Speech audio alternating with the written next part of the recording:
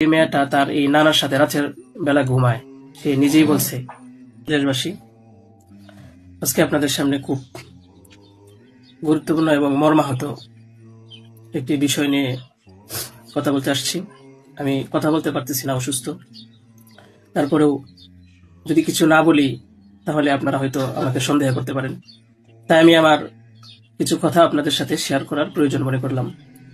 বিষয়টা হচ্ছে যে আপনারা দেখতে পাচ্ছেন যে সামাজিক যোগাযোগ মাধ্যমে আমাকে নিয়ে একটা বিষয় ভাইরাল হয়েছে, বিভিন্ন পত্রপত্রিকায় সেগুলো হয়তো প্রচার হচ্ছে। তো আমি আপনাদের বলবো যে এই বিষয়টার সাথে, যে বিষয়টা মেঘলা নামক একটা মেয়ে এবং আমার ছবি দিয়ে যে একটা অপপ্রচার করা হচ্ছে, অপবাদ রটানো হচ্ছে, এটার সাথে আমি কোনোভাবেই সম্পৃক্ত না। আমি এটার বিষয়ে কিছুই জানি না।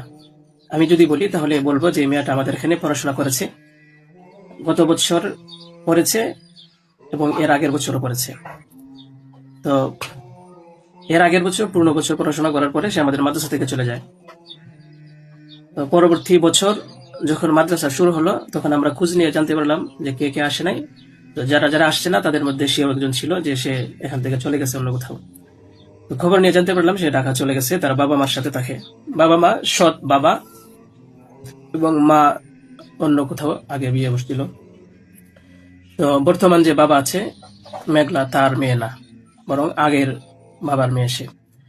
তো সে যখন ঢাকায় চলে গেল আমরা শুনলাম, তখন আমরা কিছু বলি নাই, ঠিক আছে, ঢাকায় তো পড়াশোনা বেশি হয়, তাহলে পড়ুক। আমরা আমাদের ক্লাস শুরু করে দিলাম। কিছুদিন যাওয়ার পরে দেখলাম আবার এই মেয়েটা আমাদের মাদ্রাসায় আসছে। তো আসার পরে জিজ্ঞাসা করা হলো যে কেন, কি অবস্থা, কোথা থেকে আসছো? সে বললো যে ঢাকায় চলে গেছিলাম, এখন নানা ভাই জোর করে নিয়ে আসছে আমারে। আমি আসতে চাইছিলাম না, আমাকে জোর করে নিয়ে আসছে নানা ভাই। দেশবাসী, আমি আপনাদের সাথে শুধু এই কথাটাই বলতে চাই যে যে মেয়েটা এখানে আসতে চাইছিল না, চাচ্ছিল না, তাকে কেন জোর করে আনা হলো? তাকে জোর করে আনার পিছনে কি কারণ ছিল বা তার কি স্বার্থ ছিল? পরবর্তীতে আমরা এটাও জানতে পারি যে এই মেয়েটা তার এই নানার সাথে রাতের বেলা ঘুমায়, সে নিজেই বলছে। কেন বলছে? যখন আমরা জিজ্ঞাসা করলাম যে তুমি হিজাব পরো না, অন্য মেয়েরা হিজাব পরে, তুমি বুরকা পরো না, অন্য মেয়েরা বুরকা পরে, কারণ তার চলাফেরা সম্পূর্ণ আলাদা ছিল। আপনারা চাইলে গ্রামে গিয়ে মাদ্রাসার ছাত্রছাত্রী যারা আছে তাদের সাথে কথা বলে দেখতে পারেন যে সে সম্পূর্ণ আলাদা ছিল, তার কোনো কিছুই আমাদের কমনের ভিতরে ছিল না, আমরা তাকে কন্ট্রোল করতে পারছিলাম না।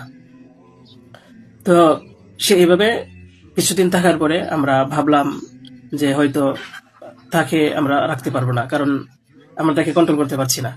হয়তো মেয়েটা অন্য কোথাও গিয়ে যদি কন্ট্রোলে থাকতে পারে, পড়াশোনা করে, তাহলে এটা তার জন্য ভালো। তাই আমরা তার গার্জেনের কাছে বললাম, তার মাকে আমরা বুঝিয়ে বললাম। আমাদের উদ্দেশ্য এটাই ছিল যে তার মা যেন তাকে বুঝিয়ে বলে যায় যে হুজুরের কথা মেনে চলবা, মাদ্রাসার নিয়ম কানুন মেনে চলবা, এই কথাগুলো উনি বুঝিয়ে যাবেন। কিন্তু উনি কি করছেন যে ওনার মেয়েকে উনি বলছে যে না, আমি এখানে রাখবো না, নিয়ে চলে যাব।